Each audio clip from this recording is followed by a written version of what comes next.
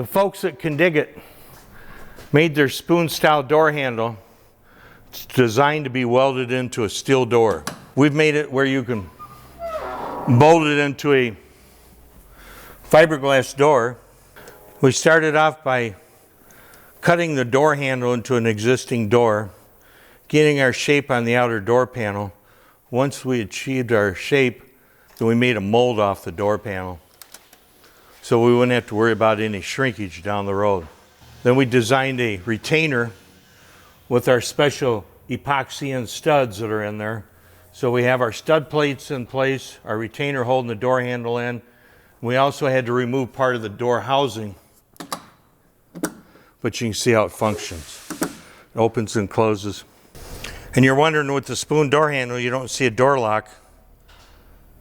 Well, to give you the answer to that, we put an actuator inside the door to lock and unlock the door.